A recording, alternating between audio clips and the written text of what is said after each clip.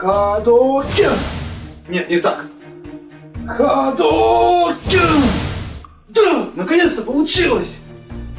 Робот, от тебя какая-то посылка пришла. Держи. Что это такое?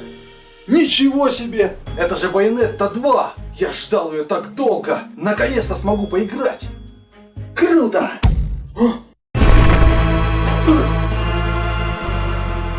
Рано радуешься! Пингвин, что тебе нужно? Байонетта будет моей! Не для тебя роза цвела! Ха-ха-ха! Чертов Коблпот! Без Бэтмена здесь не обойтись. Где-то мой фонарик.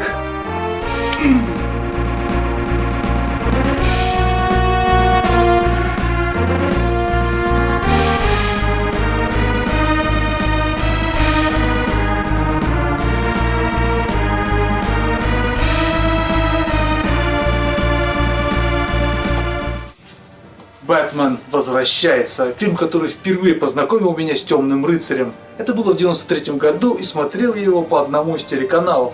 Картина Тима Бёртона получилась мрачной, но при этом завораживала своими колоритными персонажами и невероятно крутым костюмом Бэтмена, несмотря на то, что он с трудом в нем передвигался.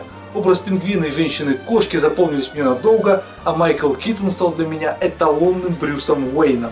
И, конечно же, второй фильм о приключениях Человека-летучей мыши не мог обойтись без видеоигры по мотивам, который вышел на множестве платформ под названием Batman Returns. В России в нее чаще всего играли на NES, то бишь Dendy, Sega Mega Drive и в особо редких случаях на самой Super Nintendo. К слову, это и сейчас удовольствие не из дешевых. Как ни странно, все эти три версии абсолютно не похожи друг на друга.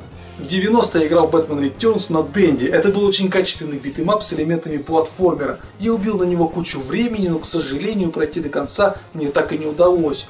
В начале 2000-х я приобрел версию для Mega Drive. Это уже был скорее платформер с элементами битэмапа. Честно говоря, игра мне не очень понравилась, но тем не менее я прошел ее до конца.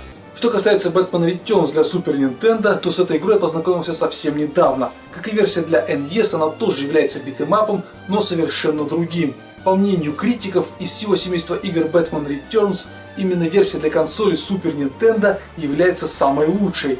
Так давайте же вместе с Бэтменом отправимся на улицы Готэма и выясним, так ли хороша эта игра, а заодно и вернем похищенную пингвином Байонетту. Погнали! Огромная толпа собралась на главной площади Готэма, где ледяная принцесса должна зажечь рождественскую елку. Но это событие было омрачено появлением циркачей-преступников из банды Красного Треугольника. Они устроили хаос на улицах города, но комиссар Гордон вызвал в подмогу Бэтмена. Раскидывая обезумевших клоунов, Темный рыцарь между делом спас Селину Кайл, скромную помощницу Макса Шрека, одного из богатейших людей Готэма. Тем временем таинственный пингвин, вылезший из канализации, заключил союз со Шреком. Вместе они решили подорвать доверие жителей к действующему градоначальнику, свергнуть его и выставить на пост мэра кандидатуру Освальда Коблпота, то есть пингвина. В плане сюжета игра полностью повторяет фильм, конечно, в более сокращенной манере. К примеру, роль Макса Шрека была сведена к минимуму. Его просто упоминают пару раз в сценках. Таким образом, роль главного негодяя принадлежит исключительно пингвину. Переломные фрагменты фильма разработчики попытались воспроизвести в сценках между уровнями. К слову, эти самые сценки разбавлены кадрами из фильма, где нам показывают реальные фотографии Майкла Китона, Дэнни Девита и Мишель Пфайффер, а не лица каких-то абстрактных людей, напоминающих актеров, как это делают сейчас. Уже с первого уровня заметна великолепная работа художников. В фоновых рисунках легко узнаются декорации фильма. Вы увидите огромные статуи колоссов, тянущих рычаги, рождественскую елку, побываете на крышах Готэма, пройдетесь по зоопарку, в котором обитает пингвин. Временами на переднем плане проплывают статуи, которые создают дополнительный эффект глубины. Радует, что помимо клоунов на улицах можно встретить и мирных жителей, которые то и дело пробегают мимо вас. Нам доведется стать непосредственными участниками таких сцен, как прибытие коробки с клоунами на главную площадь города или битвы с женщиной-кошкой на крыше. А в сцене спасения Селины Кайл мы сможем разбить кусок стены о голову клоуна, используя крюк Бэтмена. Разработчики проявили немалую изобретательность при переносе фильма в видеоигру, что безусловно порадует фанатов. Музыкальное оформление игры сделано на основе саундтреков картины, но не является их полной копией. Композитор написал совершенно новые мелодии, лишь местами используя знакомые по фильму мотивы. В результате получилось атмосферно, но сами мелодии совершенно не запоминаются.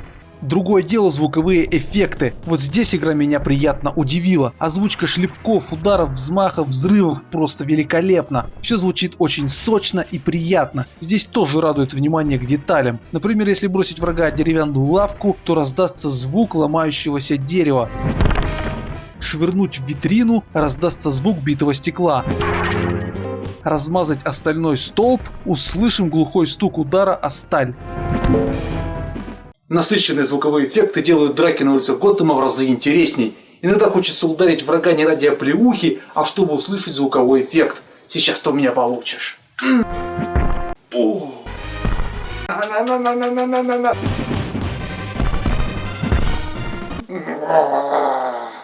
На момент выхода игры жанр битэмап уже сформировался. Игрокам были хорошо знакомы такие хиты как Final Fight и Streets of Rage, помимо которых вышло еще множество менее известных представителей жанра. Многие начали обвинять битэмапы в излишней повторяемости, ведь по сути кроме мордобоя в этих играх ничего больше не было. Разработчики из Konami всеми силами пытались избежать этой самой повторяемости. Они разделили игровую механику Batman Returns на 3 вида. Чистокровный битэмап, платформер с элементами стрельбы, где роль патронов выполняют батаранги, и погоня на Бэтмобиле. По механике битэмап составляющая немного отличается от того же Final Fight. Помимо кулаков у Бэтмена в арсенале есть бесконечные батаранги, которыми можно на пару секунд обездвижить противника. Используются нажатием кнопки B. Если вас окружили со всех сторон, нажмите Y и B одновременно, и Бэтмен раскидает врагов взмахом плаща. За это отнимается немного здоровья. А еще можно делать вот так. Я Бэтмен! Я Бэтмен! Я Бэтмен! В особо тяжких ситуациях вы можете использовать световую гранату, зажав кнопку блока R или L и не отпуская ее X. Но количество этих гранат ограничено, поэтому лучше приберечь их для боссов. Помимо простого удара вы можете схватить врага и швырнуть его о землю, или же, не отпуская его, схватить второго и треснуть их лбами. Столь эффектный прием разработчики сделали на основе короткого фрагмента фильма, где Бэтмен бьет головами 2 клоунов. Примечательно, что этот трюк можно выполнять с боссами.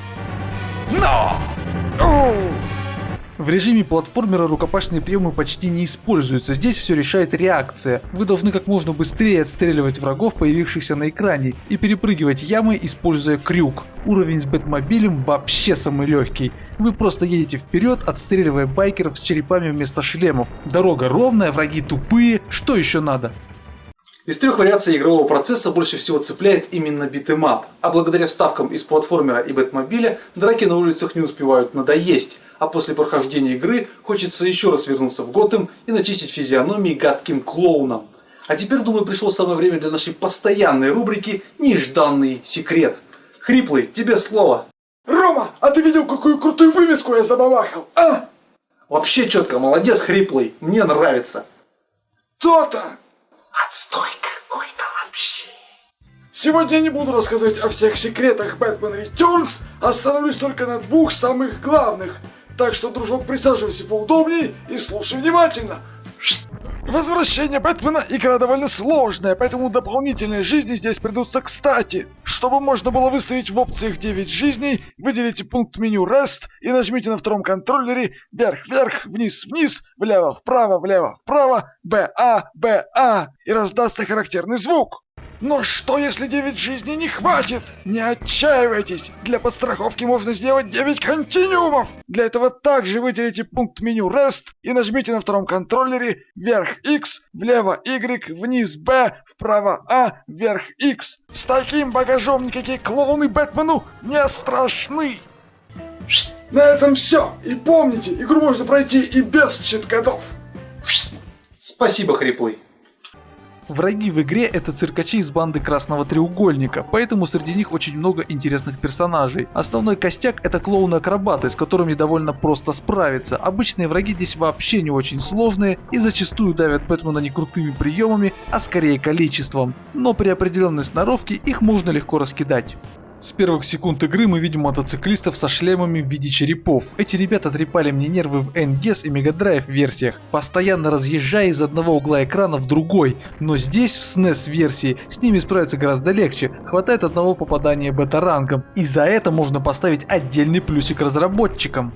Помимо мотоциклистов можно отметить клоунов-толстяков, которые так и норовят раздавить Бэтмена своей пятой точкой. И более того, умеют на ней кататься, что смотрится весьма эпично. Глотатели мечей тоже не упускают возможности блеснуть талантом перед темным рыцарем и пихают меч в рот прямо посреди драки. Главное в этот момент зарядить в них бета-рангом, чтоб подавились. Самым смешным врагом для меня является извергатель пламени. Вы только посмотрите на его семенящую походочку и склонившееся вперед тело. Он как будто надел костюм на 2 размера меньше и теперь ему везде давит. В принципе, Batman Returns можно было бы назвать легкой игрой, если бы не боссы. Здесь они просто адски сложные. Поэтому, если хотите пройти игру полностью, то внимательно изучите тактику каждого из главарей.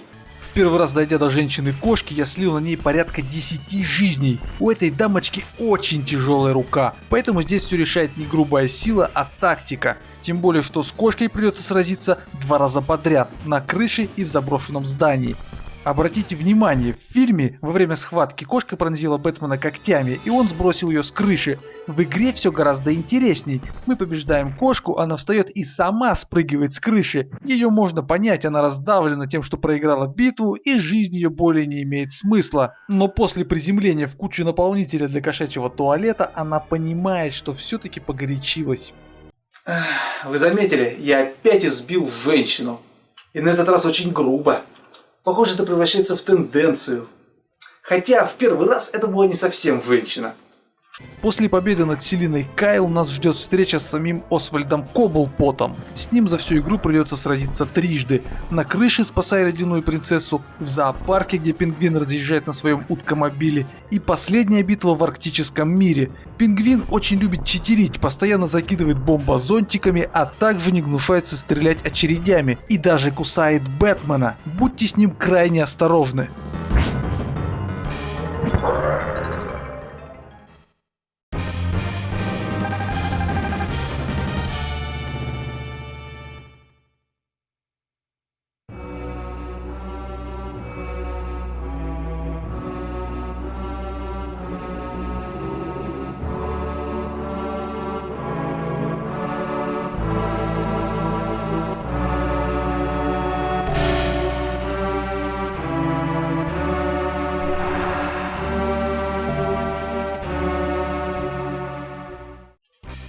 Игра Batman Returns для Super Nintendo меня приятно удивила. В ней есть все: добротные драки, большое количество эффектных приемов и, конечно же, невероятно сложные боссы. Единственное, что огорчает, это скудный арсенал бэт-устройств и отсутствие возможности проходить игру на двоих. И в этом сложно винить разработчиков, ведь в фильме Бэтмен действовал один, и с этим ничего не поделаешь. Также мне непонятно, почему разработчики не использовали эффектов Mode 7, которые могли пригодиться, например, в уровне с Бэтмобилем. На данный момент игру Batman Returns можно сравнить с игрой Batman Arkham Origins. Та же атмосфера Рождества, такой же суровый Бэтмен и такой же мрачный Готэм, только графика 16-битная. В целом это очень хороший боевик, который идеально подходит для того, чтобы скоротать за его прохождением время до наступления Нового года. Но мне остается поздравить всех с наступающим 2015 годом, а тебя, дружок, с наступившим, потому что ты смотришь это видео в будущем и наверняка смеешься, потому что мы еще тут только собираемся проводить давно уже канувший в историю 2014 год. На этом у меня все. Ставьте лайки или дизлайки, а также можете подписаться на канал. Ну а я пойду в лес за елочкой. Быстро давай включай, играть сейчас будем. Всем привет! В ней есть все: добротные драки, что-то там еще. На этом все! На этом все! И такой же суровый Бэтмен! Бэтмен! Ду-ду-ду-ду-ду-ду-ду-ду, Бэтмен! С наступающим, короче, пацаны, я пошел!